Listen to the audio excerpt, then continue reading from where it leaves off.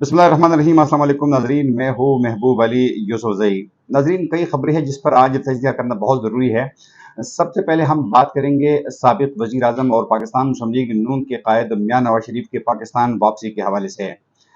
आम बात यह है कि अब कौमी असम्बली ने एक कानून पास किया है जिसमें ये कहा गया है कि अगर किसी को किसी जुर्म की वजह से या किसी सज़ा की वजह से नाअहल किया जाता है तो उसकी मुद्दत 5 साल से ज़्यादा नहीं हो सकती। जी हाँ, जब सुप्रीम कोर्ट या हाई कोर्ट का फैसला आएगा तो उसके बाद 5 साल की मुद्दत को काउंट किया जाएगा और उससे ज़्यादा किसी को सज़ा नहीं दी जाएगी।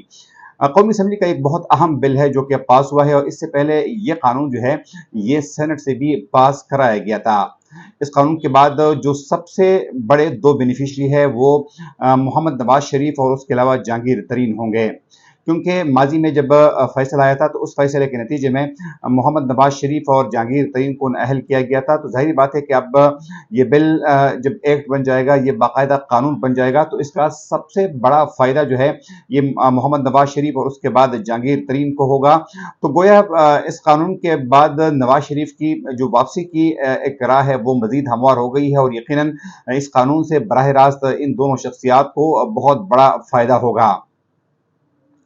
इसके अलावा नाज़रीन, जो दूसरी अहम खबर आज आपके साथ शेयर करनी थी वो ये थी कि नवाज शरीफ जो है वो दुबई पहुंच गए हैं और दुबई में नवाज शरीफ जो है मुख्तलिफ सियासी पार्टियों के रहनुमाओं से अहम मुलाकातें भी कर रहे हैं। हम इससे बढ़कर जो एक खबर है मोहम्मद नवाज शरीफ के लिए वो ये है कि अब दुबई के हुकाम ने मोहम्मद नवाज शरीफ को बाकायदा प्रोटोकॉल भी देना शुरू कर दिया है। एक साबिक वज़ीर आज़म का प्रोटोकॉल और एक ऐसी शख्सियत का प्रोटोकॉल जिसकी अहमियत बहुत ज़्यादा है। बल्कि कुछ ज़राए का तो ये भी कहना है कि नवाज शरीफ को इस वक्त जो प्रोटोकॉल दिया जा रहा है तो एक स्टेट के सरबराह की को जो एक प्रोटोकॉल दिया जाता है, किसी वजीर आजम को जो एक प्रोटोकॉल दिया जाता है, तो शायद इस वक्त नवाज शरीफ को वो प्रोटोकॉल दिया जा रहा है। और अब ज़राए के मुताबिक नवाज शरीफ जो है वो कुछ दिनों के लिए दुबई में क़याम करेंगे। उसके बाद नवाज शरीफ कुछ दिनों के लिए सऊदी अरब जाएंगे और वापसी पर दोबारा दुबई पहुंचकर मुख्तलिफ जो सियासी उनके इक़दामात है, जो सियासी एक्टिविटीज़ है, उसका बाकायदा उसका आगाज़ भी करेंगे। बल्कि अब तो ज़राए का ये भी कहना है कि पाकिस्तान मुस्लिम लीग नून की जो मरकज़ी सीनियर नायब सदर है मरीम नवाज़, वो भी दुबई पहुंच गई है अपने वालिद से मुलाकात करने के लिए। और अब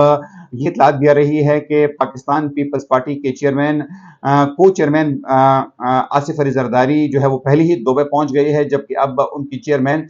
बिलावल भुट्टो जरदारी भी दुबई पहुंच रहे हैं। तो गोया अब दुबई जो है ये मुख्तलिफ सियासी सरगर्मियों का मरकज बनेगा।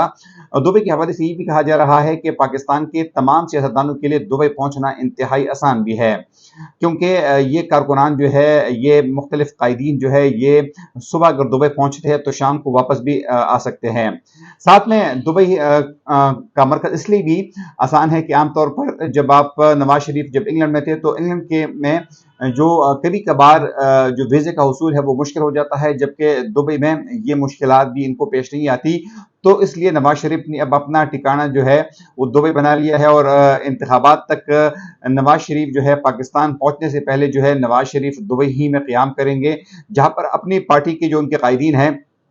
उनके साथ उनकी मुलाकातें होगी, जबकि दीगर पार्टी के कायदीन जिसमें आसिफ अली जरदारी, बिलावल भुट्टो जरदारी, मौलाना फजलुर रहमान और दीगर जो अहम लीडर्स हैं उनके साथ उनकी मुलाकातें तय है दुबई में, और ये तमाम तर मुलाकातें दुबई ही में होंगे।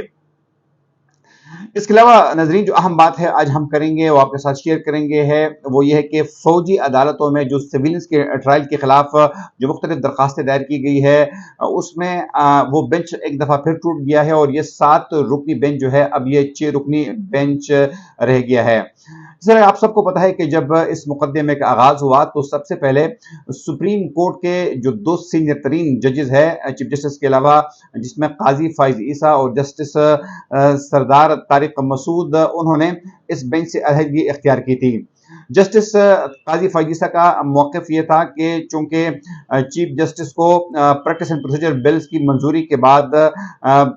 बेंच को तश्कील करने का इख्तियार नहीं है, इसलिए वो इस बेंच को गैर कानूनी समझते हैं और इस बेंच में वो बैठना पसंद नहीं करेंगे। जिसके बाद उनके इस फैसले की तौसीक़ जो है वो जस्टिस तारिक मसूद ने भी की और जस्टिस सरदार तारिक मसूद जो है वो भी बाद में इस बेंच से अलहदा हो गए। ताहम अब जस्टिस मंसूर अली शाह, एक और अपराइट जस्टिस जो है वो इस बेंच से अलहदा हो गए हैं। تاہم اس دفعہ جب وہ علیحدہ ہو گئے ہیں تو جب اٹارنی جنرل آف پاکستان نے اعتراض اٹھایا اور ان کا یہ کہنا تھا کہ جو ملٹری کورٹ کے خلاف ایک درخواست گزار ہے سابق chief justice of Pakistan justice Jawad Khawaja نے جو درخواست دائر کی ہے تو ان کے مطابق منصور علی شاہ جسٹس منصور علی شاہ جو ہے یہ ان کے رشتہ دار ہے، اس لیے کانفلکٹ آف انٹرسٹ کا ایشو ہے، تو انہوں نے اعتراض اٹھایا کہ جسٹس منصور علی شاہ کو اب اس بینچ میں نہیں بیٹھنا چاہیے، جس کے بعد جسٹس منصور علی شاہ نے براہ راست خود یہ فیصلہ کیا کہ وہ اس بینچ سے علیحدہ ہو رہے ہیں، گو کہ چیف جسٹس کی جانب سے ان کو انسسٹ کیا گیا، خود اعتزاز احسن کی جانب سے ان کو انسسٹ کیا گیا، لطیف کوسہ کی جانب سے اور ساتھ میں فیصل صدیقی وکیل جو ہے ان کی طرف سے انسسٹ کیا گیا کہ آپ ایک اپرائٹ جسٹس ہے اور آپ کو اس بینچ میں بیٹھنا چاہیے۔ تاہم جسٹس منصور علی شاہ کا یہ کہنا تھا کہ وہ خود سمجھتے ہیں کہ ان کی وہ خود اپرائٹ ہے، وہ کسی کے انفلوئنس میں نہیں آتے، لیکن ظاہری بات ہے کہ جب ان پر اعتراض آئے ہے تو اب خود انہوں نے اس بینچ سے اٹھنا پسند کیا ہے۔ ناظرین، جسٹس منصور علی شاہ نے یقیناً ایک مثال قائم کی ہے کیونکہ ماضی میں حکمران جماعت نے اس وقت کی جو چیف جسٹس ہے جسٹس عمر عطا بندیال کے علاوہ مظاہر اکبر نقوی، جسٹس اعجاز الاحسن، جسٹس منیب پر بھی اعتراضات اٹھائے تھے، لیکن ان لوگوں نے بینچ سے علیحدہ ہونے کو ترجیح نہیں دی تھی اور انہوں نے اس بینچ کا حصہ بننے کا فیصلہ برقرار رکھا تھا، لیکن جسٹس منصور علی شاہ پر جو ہی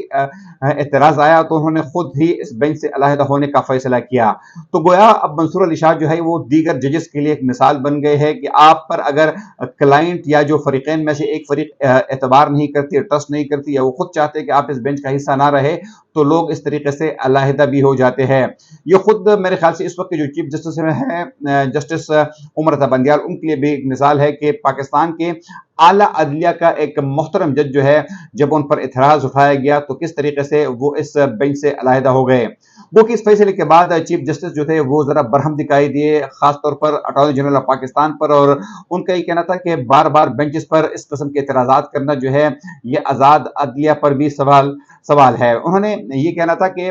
ججز نے دیگر اداروں کی طرح ہتھوڑا نہیں اٹھایا ہے، نہ ہم دیگر اداروں کی طرح جو ہے وہ برتاؤ کر رہے ہیں، خود ہم نے جو الیکشن کے حوالے سے جو ہمارا بینچ تھا، جو فیصلہ تھا، تو ہم نے کافی نرمی دکھائی تھی، لیکن بار بار حکومت کی جانب سے ہم پر اعتراضات اٹھایا جا رہا ہے اور ہمارے کاموں میں مداخلت کی جا رہی ہے۔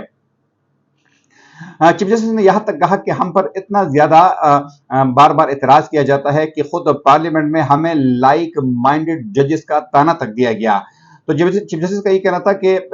ججز جو ہے وہ جب عدالت میں ہوتے ہیں تو وہ فری اینڈ فیئر فیصلے کرنے کی کوشش کرتے ہیں، ان پر اپنے رشتہ داروں دوستوں کا کوئی اثر نہیں ہوتا، اور خاص طور پر منصور علی شاہ کو انہوں نے کافی اپریشیٹ کیا، اور ان کا یہ کہنا تھا کہ منصور علی شاہ ایک اتنی اپرائٹ جج ہے کہ چاہے جواد خواجہ صاحب جو ہے سابق چیف جسٹس آف پاکستان وہ اگر ان کا رشتہ دار بھی ہے تو میں نہیں سمجھتا کہ منصور علی شاہ صاحب جو ہے وہ کسی طور پر بھی ان کی رشتہ داری یا ان کی جو دوستی ہے اس پر اثر انداز ہو سکتی ہے۔ تو آج کافی ایک ہاٹ دن رہا، ایک گرم دن رہا سپریم کورٹ میں، کیونکہ چیف جسٹس جو ہے وہ ایک دفعہ پھر غصے میں دکھائی دیے۔ تاہم اہم بات اب یہ ہے کہ جسٹس منصور علی شاہ جو ہے اس بینچ سے علیحدہ ہو گئے ہیں، اور ابتدائی طور پر 9 رکنی بینچ جو تھا، جو بننے والا جج جو تھا، جو کہ اس کیس کو سن رہا تھا یعنی ملٹری کورٹس میں سویلین کے ٹرائل کے حوالے سے، تو اب ابتدائی طور پر اس سے 2 ججز علیحدہ ہو گئے اور اب منصور علی شاہ صاحب نے خود اپنے آپ کو اس بینچ سے علیحدہ کیا ہے، تو اب یہ 6 رکنی بینچ جو ہے وہ رہ گیا ہے۔ اس بینچ کو خود chief justice of Pakistan justice Umar Ata Bandial head کر رہے ہیں، جبکہ ان کے علاوہ جسٹس اعجاز الاحسن، جسٹس منیب، جسٹس عائشہ کے علاوہ دیگر ججز جو ہے وہ اس بینچ میں شامل ہے، اور توقع یہ کی جا رہی ہے کہ شاید کل تک یعنی منگل تک اس کا کوئی فیصلہ بھی آ جائے گا۔ تاہم جو اس وقت مختلف ملک کی صورتحال ہے، مختلف جو سیاسی صورتحال ہے، اس میں روزانہ کے حساب سے، گھنٹوں کے حساب سے ڈیولپمنٹ جو ہے وہ ہو رہی ہے۔ اس حوالے سے سپریم کورٹ کے حوالے سے اور پولیٹیکل صورتحال کے حوالے سے جو مزید اپڈیٹ ہوگی ہم اپنے ناظرین کے ساتھ شیئر کرتے رہیں گے۔ جب تک اپنے میزبان محبوب علی شفیع کو اجازت دیجیے، اللہ حافظ۔